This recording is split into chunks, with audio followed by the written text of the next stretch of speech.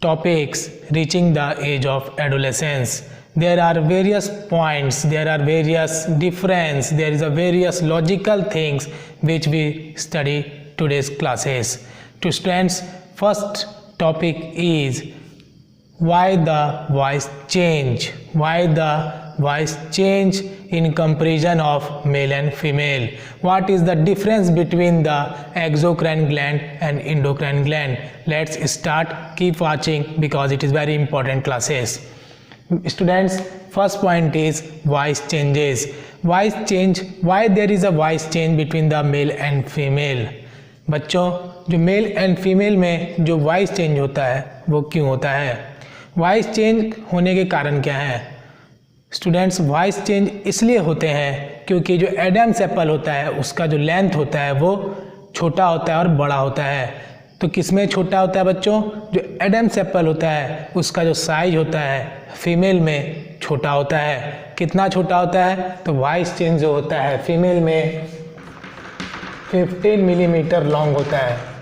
The length of voice box in case of female is 15 millimeter and in the case of male the length of voice box is 20 millimeter.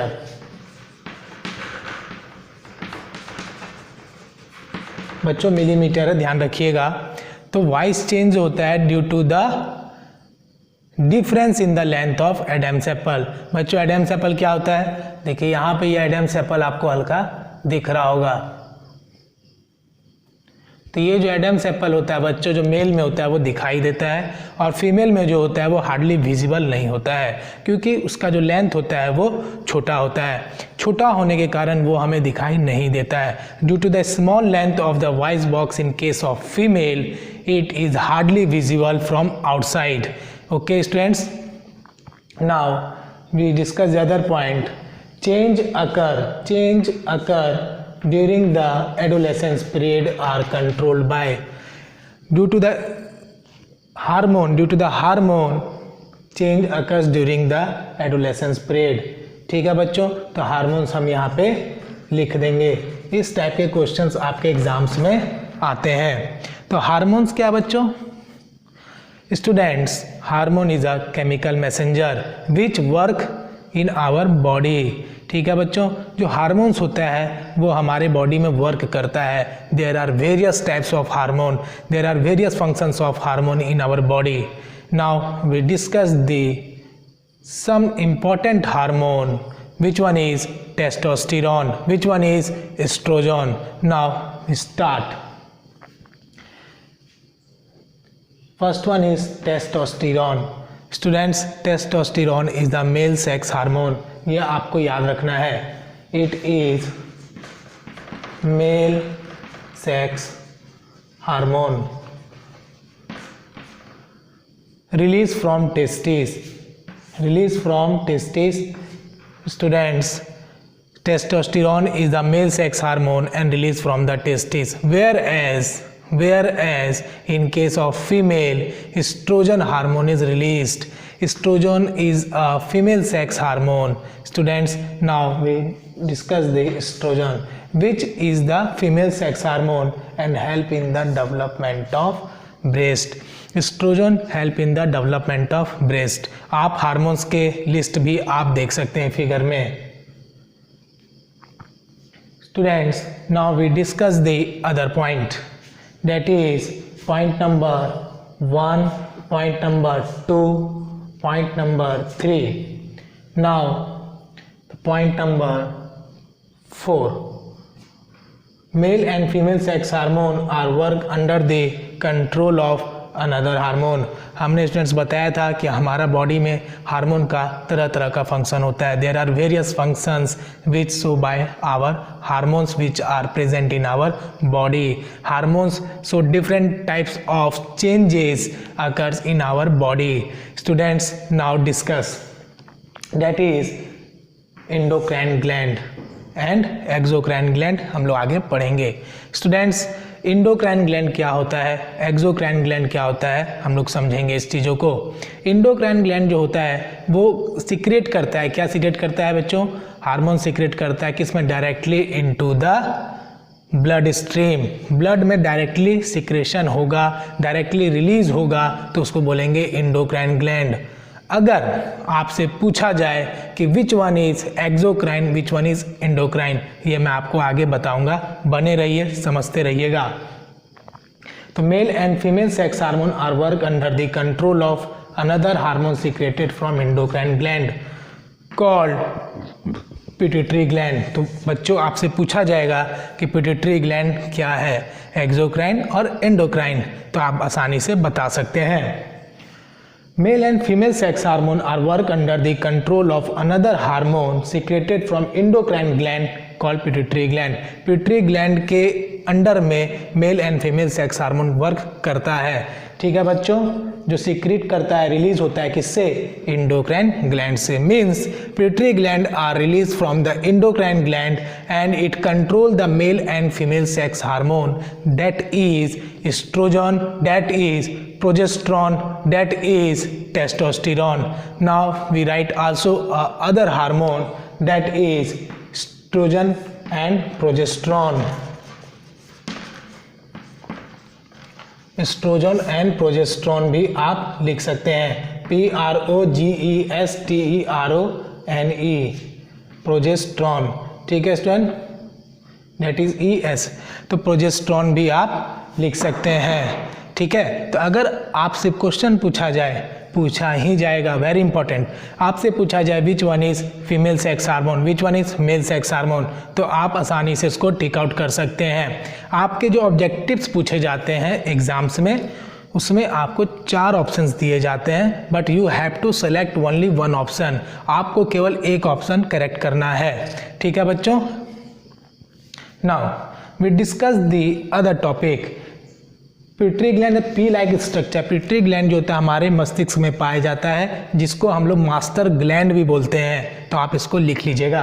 Pituitary gland को हम लोग क्या बोलते हैं बच्चों, master gland बोलते हैं। देखिए मैं इसको यहाँ नीचे लिख रहा हूँ, आप कंफ्यूज नहीं होइएगा, बिकॉज यहाँ पे स्पेस खाली है, ठीक है बच्चों।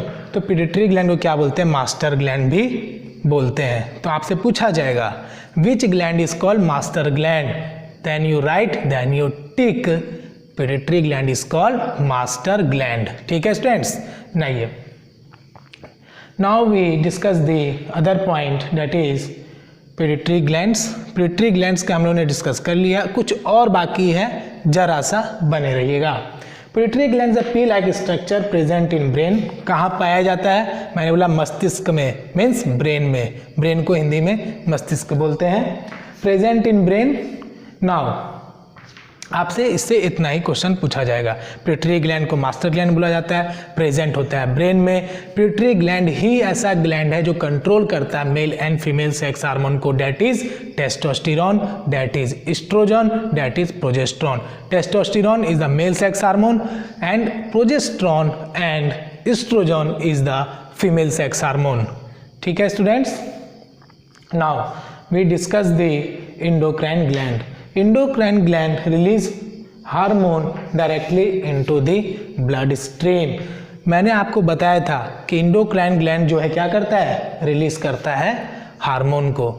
किस में रिलीज करता है, डायरेक्टली ब्लड में रिलीज करता है, ठीक है बच्चों। तो endocrine gland release hormone directly into the blood stream, but in the case of exocrine gland it release hormone directly और नॉट डायरेक्टली। आप ये मुझे कमेंट बॉक्स में लिख के बताइएगा।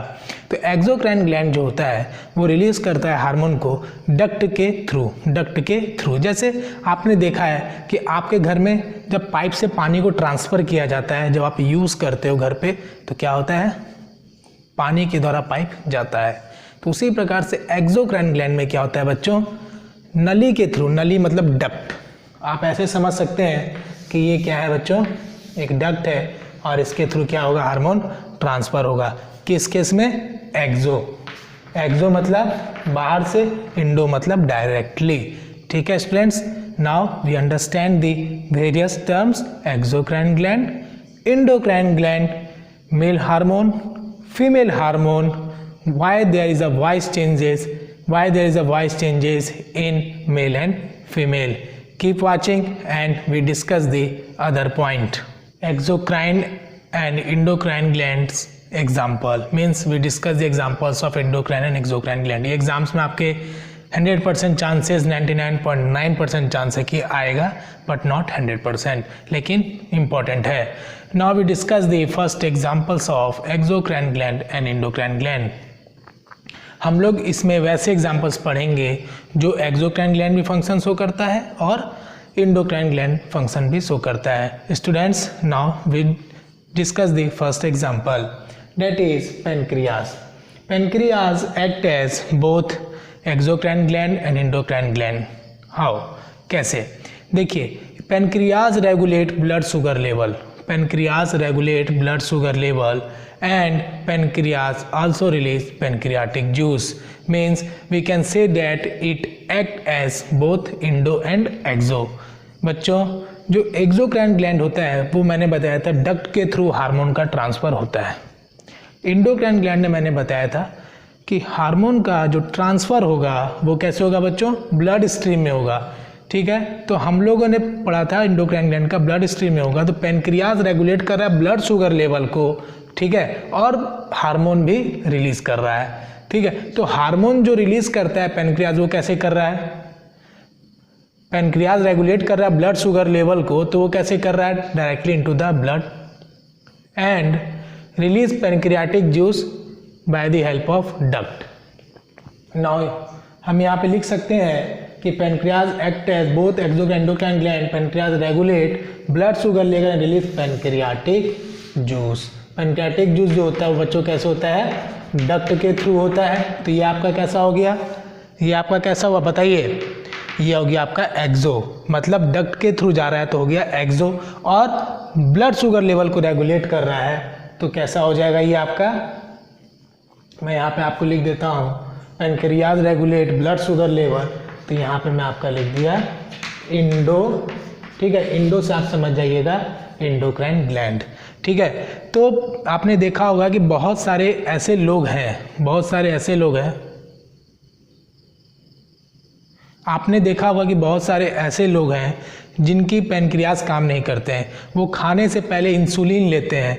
ठीक है, तो इंसुलिन जो लेते हैं वो कहाँ लेते हैं? अपने पेट के थोड़े से एब्डोमेन से नीचे बिलो में लेते हैं. उससे क्या होता है, उनका अगर वो इंसुलिन नहीं लेंगे तो उनका जो ब्लड शुगर लेवल है वो रेगुलेट नहीं हो पाएगा, और रेगुलेट नहीं हो पाएगा तो वो मर सकते हैं. इसलिए पेनक्रियाज का फंक्शन होना हमारे बॉडी में ज़रूरी है. आप पेनक्रियाज का फिगर भी देख सकते हैं.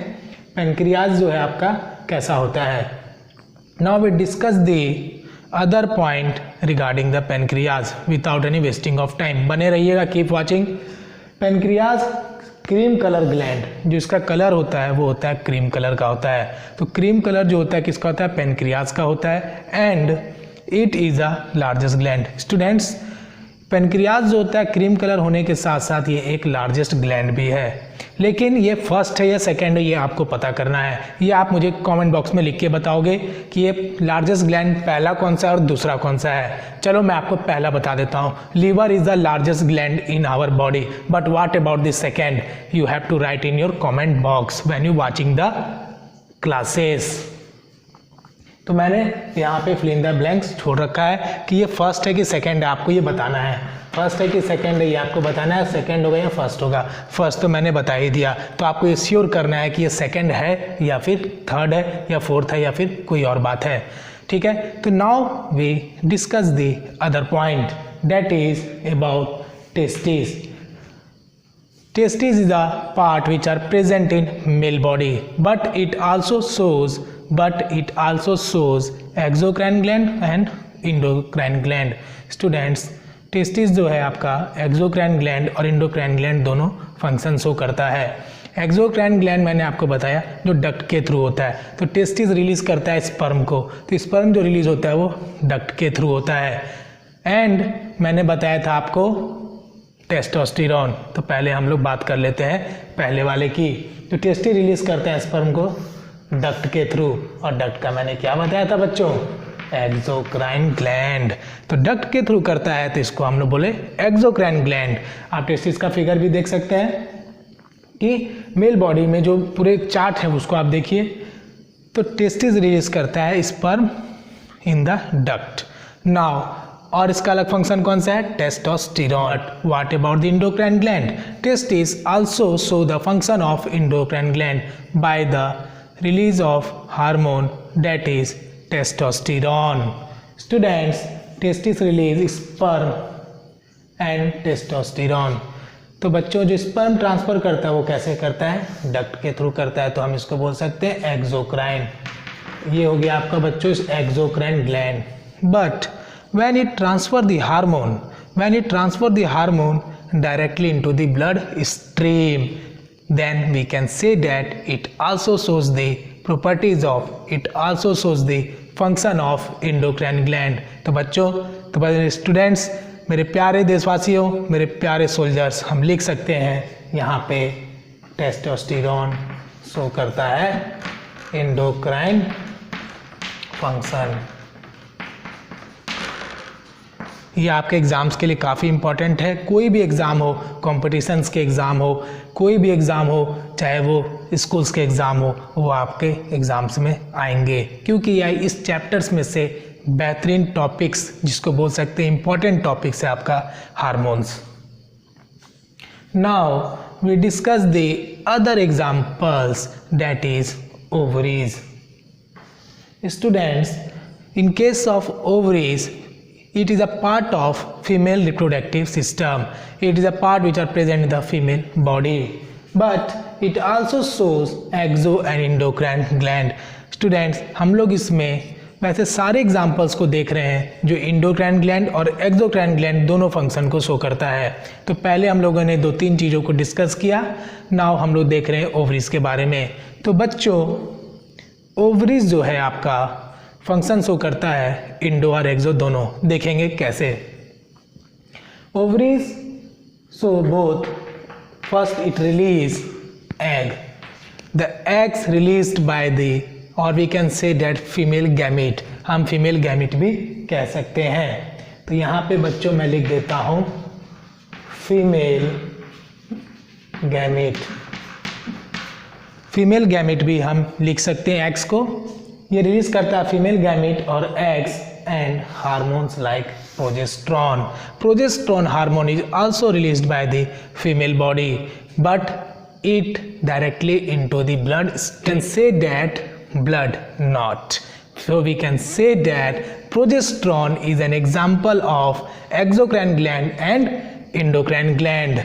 And what about these? What about these? Estrogen. Now it release hormone like progesterone and estrogen, and it release eggs. We discuss about the ovaries. Ovaries release eggs and hormones. Release eggs is the considered under the exocrine gland, and hormone secretion by the ovaries, that is testosterone, that is progesterone, is considered under the endocrine gland, because we already know that hormone is release directly into the blood stream. Hormone जो release होता है वो directly blood stream में होता है. तो ovaries के द्वारा जो हार्मोन रिलीज हो रहे हैं वो डायरेक्टली ब्लड में रिलीज हो रहे हैं. तो हम कह सकते हैं ये इंडोक्राइन ग्लैंड का एग्जाम्पल है और एक्सोक्राइन ग्लैंड का एग्जाम्पल भी है. कौन? ओवरीज. आपको पूछा जाएगा एग्जाम में option number 1, option number 2, option number 3, option number 4. आपको पूछा जाएगा और बोला जाएगा select one of these, then you correct ovaries. क्योंकि आपके एक ऑप्शन सही होंगे और 3 ऑप्शन गलत होंगे, जिसमें एक ऑप्शन आपका ओवरीज होगा. Now we discuss the other topic that is adrenaline. देखिए, adrenaline is called flight and fight. Flight and fight. Flight मतलब उड़ो, फाइट मतलब लड़ो. मतलब इसको बोला जाता है लड़ो और उड़ो हार्मोन. कोई भी व्यक्ति काफ़ी स्ट्रेस में है, कोई भी व्यक्ति काफ़ी गुस्से में है, तो क्या होता है उस समय एड्रेनालिन हार्मोन कंट्रोल करता है, उस आदमी को कंट्रोल करता है कि गुस्सा कम करो कम करो कम करो, और धीरे धीरे वो आदमी ठंडा हो जाता है. क्यों? उस समय उसका एड्रेनालिन हार्मोन काम करता है, पूरे बॉडी में काम करता है और उस आदमी को कंट्रोल करता है, तो इसको बोलते हैं adrenaline hormone. Is called flight and fight hormone, in Hindi called लड़ो और उड़ो hormone, called flight and fight hormone. Now we discuss about the reproductive phase. Reproductive phase, आप डायग्राम देख सकते हैं reproductive phase का। reproductive phase in female body. reproductive phase से जो क्वेश्चंस आपके एग्जाम से पूछे जाते हैं, question number 1 what is menstruation, question number 2 what is menarche, question number 3 what is menopause, how many eggs are released in the month. This type of question is asked in your examination, may be asked. Reproductive phase in female body. First we discuss about the menstruation. menstruation के बारे में हम discuss करेंगे बच्चों। तो menstruation में आपका discuss about the menstruation. menstruation में आपका आता है कि ये कितने दिन के बाद आता है, कितने दिन तक रहता है, इस टाइप के क्वेश्चंस आपके पूछे जाते हैं। तो first we discuss about menstruation क्या होता है। Bleeding in women during reproductive phase, जो ब्लीडिंग होता है वुमेन में रिप्रोडक्टिव फेज के दौरान, where waste products of bloods, waste products in the form of bloods are release through the vagina, is called menstruation. Menstruation occurs once in about 28 to 30 days, which is very important. 28 to 30 days. 28 to 30 days. It is very important. So you must read this sentence. Menstruation occur once in about 28 to 30 days. आप इसके ऊपर दिमाग में डाल लो, ये question आएगा ही आएगा, very important है, कोई भी एग्जाम्स के लिए इंपॉर्टेंट है, final, half yearly, unit test, कोई भी एग्जाम आ जाए उसमें ये आता ही आता है। ठीक है बच्चों, now we discuss the other topic that is menarche. Menarche क्या होता है बच्चों? मेनार्च होता है जब फर्स्ट स्टेज होता है, जब फर्स्ट टाइम जब मेंस्ट्रुएशन फीमेल बॉडी में आता है, about the age of 11, about the age of 12, about the age of 13, it is approximate 11 to 13, तो उसको बोलते हैं menarche. when the menstruation begins about the age of, around the age of 11 to 13 is called menarche. now we discuss the other point that is menopause. menopause क्या होता है? देखिए, pause मतलब होता है रुकना, मीन्स मेनोपॉज मतलब होगा कहीं ना कहीं बात स्टॉपेज की जा रही है। तो stoppage of menstruation cycle, stoppage of menstruation cycle in female body, in human body, that is called menopause. ठीक है बच्चों, तो आज हम लोगों ने पढ़ा मेनार्च, मेनोपॉज और बताइए एक्सोक्राइन ग्लैंड, इंडोक्राइन ग्लैंड के फंक्शंस और काफ़ी चीज़ हम पढ़ चुके हैं। ठीक है, तो आप इन चीज़ों को पढ़िए, आप इन चीज़ों को समझिए। Keep watching, next we discuss about the other topics that is next butterfly की और थोराइड ग्लैंड की। थोराइड ग्लैंड में क्या होता है बच्चों कि butterfly shaped organ located in the base of our neck. Butterfly shaped organ जो ऐसा फूल जाएगा पूरा, ऐसा आपको लगेगा इतना मोटा सा हो जाएगा, और उसको हम लोग बोलते हैं ग्वाइटर और हिंदी बोलते हैं घेंगा। मतलब कहना का ये है कि थोराइड ग्लैंड में butterfly shaped organ located in the base of our neck due to the deficiency of thyroxine causes goitre. ऐसा होता क्यों है? इतना बड़ा सा गला क्यों हो जाता है? इसलिए हो जाता है क्योंकि उसमें क्या कमी रह जाती है? किसमें? इंसान में कमी रह जाती है थायरॉक्सिन की। थायरॉक्सिन हार्मोन की कमी हो जाएगी तो क्या हो जाएगा? ग्वाइटर हो जाएगा, और इंसान का गला जो है इतना बड़ा सा दिखेगा। ठीक है, तो इसी को बोल रहा है बटरफ्लाई शेप्ड। तो बच्चों, मेरे डियर स्टूडेंट्स, बने रहिए, समझते रहिए। Deficiency of thyroxine causes goitre exams में आएगा, वेरी इंपॉर्टेंट, सभी एग्जाम्स में आएंगे, देखिएगा, फाइनल में भी आएगा आपके। Male and female gamete fuse to form zygote. ये मैंने एक लाइन लिखा है, मैं इसका छोटा सा वीडियो बना दूंगा। Mail and female gamete fuse होके क्या बनता है बच्चों?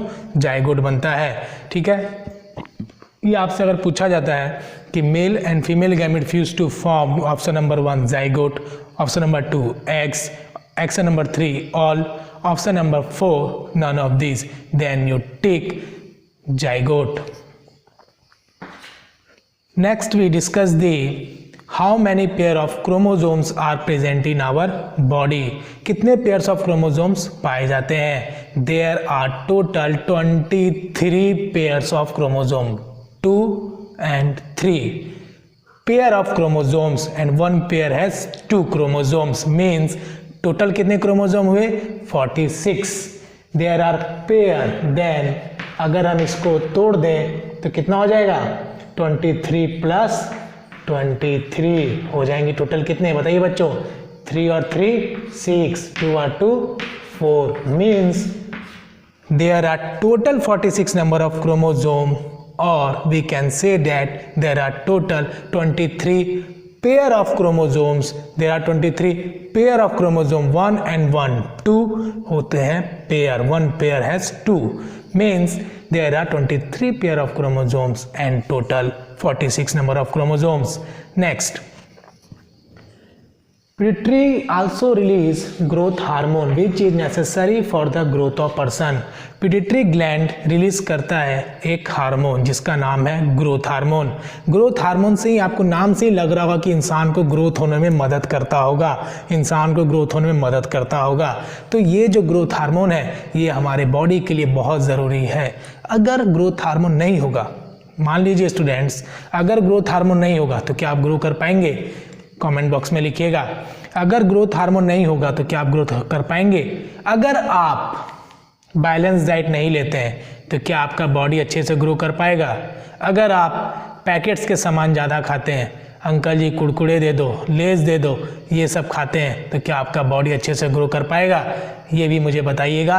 और एक इंटरेस्टिंग अपने फेवरेट डिश का भी नाम लिखिएगा कि आपको सबसे अच्छा खाने में क्या लगता है। इडली, डोसा, सांभर, पराठे क्या अच्छे लगते हैं? छोले भटूरे, पानी पूरी, जो भी अच्छा लगता है वो कमेंट बॉक्स में लिखिएगा। उसके बाद मैं आपको बताऊंगा कि आपके शरीर के लिए कौन सा आइटम खाने के लिए अच्छा होगा। तो हम बात करते हैं नेक्स्ट फ्रॉग्स की, और इससे पहले हमने बात किया फास्ट फूड की, तो मैं उसके बारे में एक और टॉपिक आपको क्लियर कर देता हूं जो आपको पढ़ना है, that is called balance diet, जिसको हिंदी में बोलते हैं संतुलित आहार। संतुलित आहार मतलब बैलेंस, बैलेंस में आपका रहना चाहिए। अगर बैलेंस नहीं होगा तो क्या होगा बताइए? तो क्या होगा? गड़बड़ा जाएगा, मामला गड़बड़ा जाएगा तो आपकी बॉडी के लिए अच्छा नहीं होगा। जैसे अगर हम बोलें कि आपको पूरे दिन, पूरे सप्ताह, पूरा वीक, पूरा मंथ आपको केवल और केवल एक ही चीज़ खाना है तो क्या आपका बॉडी के लिए अच्छा होगा? सिंपल सी बात है, बॉडी के लिए अच्छा नहीं होगा। इसलिए बोला जाता है कि deficiency of balance diet causes different types of disease. It is necessary to carry the balanced diet for the growth of human body. So you please care your health during the period of adolescence, especially because it is a period of growing period. It is a period of growing. So आप इस as के दौरान balance diet का ख्याल ज़रूर रखेंगे। Next we discuss about the frog. Frog का diagram आप देख सकते हैं। फ्रॉग में हम देखेंगे कि फ्रॉग क्या करता है। फ्रॉग जो है कैसा होता है आपने तो देखा ही होगा और काफ़ी नॉर्मल सा है, कहीं भी दिख जाता है। फ्रॉग के बारे में मैं आपको एक इंटरेस्टिंग चीज़ बताता हूँ कि ये अपने लंग्स, इसके पास भी ह्यूमन की तरह पेयर ऑफ लंग्स पाए जाते हैं और अपने स्किन के द्वारा भी सांस लेता है। बट कब ये लंग्स के द्वारा लेता है, कब ये स्किन के द्वारा लेता है, स्किन और लंग्स के द्वारा कब लेता है, ये आप मुझे बताओगे कमेंट बॉक्स में। ये होमवर्क मैं क्यों देता हूँ? ताकि मुझे पता चले कि कितने बच्चों ने कब कब क्लासेस देखी हैं और कितने देर देखी है, ताकि मुझे पता चल सके कि जो मैंने होमवर्क दिया है, जो मैंने बातें आपको कही है, क्या आपने उसको फॉलो किया। जो मेरे प्यारे बच्चे, मेरे प्यारे सोल्जर्स, मेरे प्यारे देशवासियों, आपसे रिक्वेस्ट है कि आप क्लासेस को देखिए, क्योंकि ये मेहनत सिर्फ आपके लिए है। और कमेंट बॉक्स में आंसर लिखिए ताकि मैं आपके लिए मेहनत लगातार करते रहूं और आप चीज़ों को समझते रहिए। In frog changes from larva to adult. Larva to adult, frog जब चेंज होता है, उसमें जब चेंजेस होते हैं तो लार्वा से एडल्ट में जो चेंजेस होता है उसको बोलते हैं हम लोग metamorphosis. Changes from larva to adult is called metamorphosis. ठीक है बच्चों, तो ये आपके एग्जाम्स के लिए काफ़ी इंपॉर्टेंट है कि the sudden changes the metamorphosis क्या होता है। The sudden changes in a frog from larva to adult is called fill in the blanks, is called fill in the blanks. तो आपको लिखना है metamorphosis. Next we discuss the it frog, it is controlled by thyroxine. इसको आप काट दीजिए it को, ठीक है। फ्रॉग में क्या होता है, it is controlled by thyroxine. देखिए फ्रॉग में जो मेटामॉर्फोसिस है उसको कंट्रोल कौन करता है, तो थायरॉक्सिन करता है। और थायरॉक्सिन किसके द्वारा रिलीज होता है, तो थायराइड के द्वारा रिलीज होता है। Means thyroid gland releases thyroxine. यहाँ से आप इसके पीछे जाओ, thyroid gland releases thyroxine and thyroxine control the Metamorphosis in frog. आप फ्रॉग का डायग्राम भी आप देख सकते हैं। डिस्कस अबाउट द फ्रॉग का डायग्राम भी आप देख सकते हैं, काफ़ी नॉर्मल होता है और आपको कहीं भी देखने के लिए मिल जाता है, काफ़ी कॉमन है। मैं आपको इसके लिए एक होमवर्क भी दूंगा कि ये जो सांस लेता है वो स्किन से कब लेता है और लंग से कब लेता है, मैंने पहले भी आपको बताया है, ठीक है। तो फ्रॉग में क्या होता है, changes from larva to adult. Changes जो होता है लार्वा से एडल्ट में जो होता है उसको हम लोग बोलते हैं मेटामॉर्फोसिस, ठीक है बच्चों। तो लार्वा से जो एडल्ट में चेंजेस हुआ वो फिल इन द ब्लैंक्स है, वो आपको एग्जाम्स में पूछा जाएगा, ठीक है। तो ये आपको श्योर मान के नहीं चलना, बट आ सकता है आपके एग्जाम्स में, ठीक है, क्योंकि ये सब काफ़ी इंपॉर्टेंट चीज़ें हैं, ये हर एक एग्जाम्स में पूछे जाते हैं। तो changes from larva to adult is called metamorphosis. Frog में क्या होता है, it is controlled by thyroxine. Metamorphosis जो होता है वो कंट्रोल होता है थायरॉक्सिन के द्वारा, ठीक है। और थायरॉक्सिन हार्मोन किसके द्वारा रिलीज होता है, तो थायराइड के द्वारा, ठीक है बच्चों। तो आप यहाँ से मैं इसको ले जाता हूँ और यहाँ पे टिक कर देता हूँ। Means thyroid gland release thyroxine and thyroxine controlled Metamorphosis in frog, ठीक है बच्चों। तो आप इसको ज़रूर से याद रखिएगा। Now we discuss the other point, that is thyroxine production requires presence of iodine in water. Thyroxine का प्रोडक्शन के लिए ज़रूरी क्या है, वेरी इंपॉर्टेंट, जरा सा और थोड़ा सा। Thyroxine production requires presence of iodine in water. Thyroxine के प्रोडक्शन के लिए आयोडीन का होना ज़रूरी है, इसलिए इन चीज़ों को भी आप याद रखेंगे कि थायरॉक्सिन प्रोडक्शन के लिए क्या ज़रूरी है, तो आयोडीन के लिए। अगर आयोडीन नहीं होगा, if there is no iodine then there is a no growth of frogs. Frogs grow नहीं करेगा, छोटा का छोटा ही रह जाएगा अगर उसको आप आयोडीन नहीं दोगे। आप नहीं, अगर पानी में आयोडीन नहीं पाया जाता है तो मेढक क्या होगा, छोटा सा ही रह जाएगा। Points as a view of examination, that is first one, malleability. Which one is most malleable metal? Which one is most ductile metal? Answer is gold. Formula is AU. Answer is gold. तो बस students आपको ये याद रखना है कि विच one is most malleable metal and which one is most ductile metal. दोनों का आंसर एक ही होगा, गोल्ड होगा, सोना। आपने सुना होगा सोना, सोना नहीं सोना, गोल्ड वाला। Now we discuss the ductility.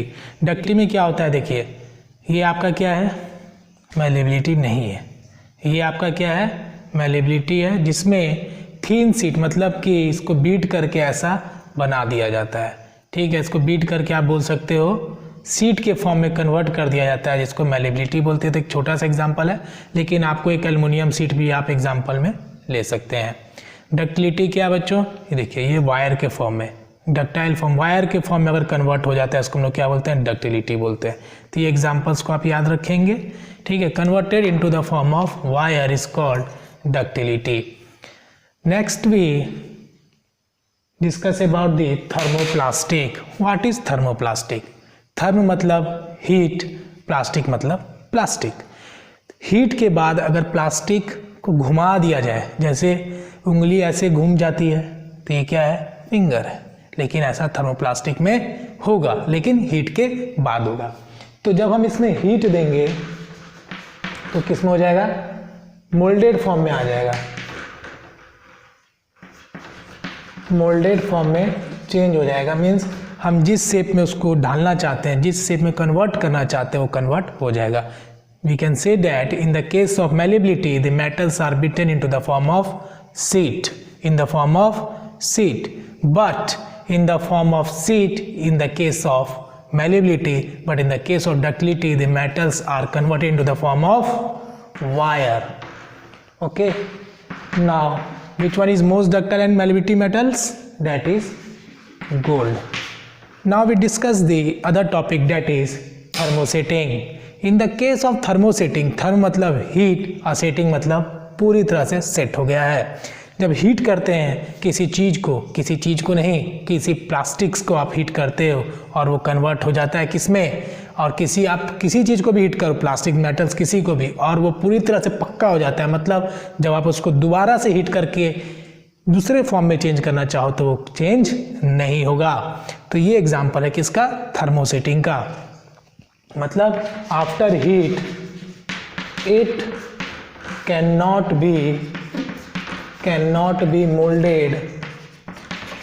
be molded into other form, that is called thermosetting. Now we discuss about the Bakelite. You already know that Bakelite and melamine is an example of thermosetting. Bakelite is used in the case of switches, to use for making the electric switches. जो देखिए बेकालाइट जो है आपका thermosetting है, अगर आप उसको heat करके चाहोगे कि मैं इसको दूसरे शेप में ले आऊँ, it can not be moulded into the other form in the case of electric switches. ठीक है स्टूडेंट्स, तो ये आपका हो गया थर्मोसेटिंग के discussion, bakelite and melamine. Melamine is a versatile materials. Melamine is a versatile materials which is used by the workers of firemen. उनके जो ड्रेस होते हैं वो मेलामाइन का बना हुआ रहता है. उनका जो ड्रेस होता है वो मेलामाइन का बना हुआ रहता है और वो क्या करते हैं पहनते हैं, जिससे फायर जो है वो जल्दी से उसमें नहीं पकड़ता है. Now we discuss about the other topic, that is most reactive metal and most reactive no metal. No means जो reactive metal नहीं है. Which one is most reactive and which one is most not reactive, means which one is least reactive. मैं इतना आपको इसलिए घुमाता हूँ ताकि दिमाग में आपके बैठ जाए. Most reactive metal, most reactive metal में आपको आएगा ऑप्शन में sodium, Na for sodium, K for potassium. आपको इसमें से टिक करना होगा. Next we discuss about the which one is non metal but it conduct electricity. आपको पता है स्टूडेंट्स कि जो नॉन मेटल्स हैं आपके ग्रेफाइट हैं और वो इलेक्ट्रिसिटी कंडक्ट भी करता है. तो आपके पेंसिल्स में ग्रेफाइट यूज़ होते हैं, तो उसमें जब आप इलेक्ट्रिसिटी पास करोगे, आपके पेंसिल में ग्रेफाइट पाए जाते हैं और जब आप उसमें इलेक्ट्रिसिटी पास करोगे तो क्या होगा, पास होगा. तो पेंसिल का आप डायग्राम देख सकते हैं. इस पेंसिल में ग्रेफाइट पाए जाते हैं और जब इसमें इलेक्ट्रिसिटी पास करेंगे तो इलेक्ट्रिसिटी पास होगा, because graphite is inside the pencil, it is present inside the pencil. Then we can say that graphite is a non-metal which conduct electricity. Now we discuss about the other point, that is Teflon. Teflon का use क्या है उसको आप पढ़ लीजिएगा. PVC का full form क्या होता है? PVC का फुल फॉर्म PET क्या है? PVC is the polyvinyl chloride. PET is the polyethylene terephthalate. Polyethylene terephthalate. Polyethylene terephthalate. TEREPHTHALATE. Polyethylene terephthalate. इसका फुल फॉर्म आपको जानना चाहिए क्योंकि आपके एनसीईआरटी में भी दिया गया है. Now we discuss about the other point, that is uses of metal and non metals. तो आपको यूजेज में याद रखना है कि जो मेटल्स है वो किस में यूज होता है और नॉन मेटल किस में यूज होता है. जैसे नन मेटल का यूज़ हम लोग क्रैकर्स में करते हैं और एक्सेट्रा किसी में भी अगर हम यूज़ करते हैं तो उसको हम लोग याद रखेंगे, जैसे एंटीसेप्टिक सॉल्यूशंस में भी यूज़ किया जाता है। तो इन सब चीज़ों को अगर आप पढ़ लेते हो, इस क्लासेस को अगर आपने देख लिया है तो आपने बहुत ही अच्छा काम किया है। और लास्ट में आप लिखोगे yes, because you can do everything because it is mind which is like a parachute. It is very powerful. Knowledge is power, mind is power. Mind जो वो आपका क्या एक पावर की तरह काम करता है, जितना आप इसको यूज़ करोगे उतना क्या होगा, ये शार्प रहेगा, जितना शार्प रहेगा उतना ये दौड़ेगा, ठीक है। तो mind is like a computer. आपने इस वीडियो को देखा है, आपने इस क्लास को अटेंड किया है, तो आपको कोई भी प्रॉब्लम एग्जाम्स में नहीं होगा। करना है क्या एग्जाम्स में, मैं बता देता हूँ आपको थोड़ा शॉर्ट में। आपको 25 क्वेश्चन रहेंगे। There are 25 questions, there are 25 questions, all are objective.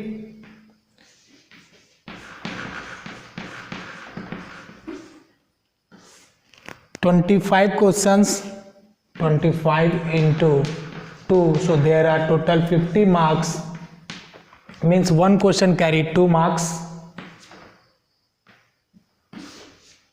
and you have to select only one correct option. So आप इसको अच्छे से पढ़ोगे, क्वेश्चंस को जो मैं पढ़ाया हूँ,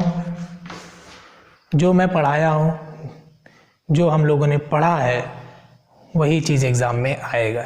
डरना नहीं है, आपने सुना होगा डर के आगे जीत है। डरिए मत, एग्ज़ाम्स फियर नहीं होना चाहिए, एग्ज़ाम्स के बारे में नहीं सोचना है, जो पढ़ाया उसको आप पढ़िए, चीज़ें आपके अनुकूल होगी, क्योंकि सोच आपका, मन आपका, ध्यान आपका, दिमाग आपका। Thank you for attending the classes.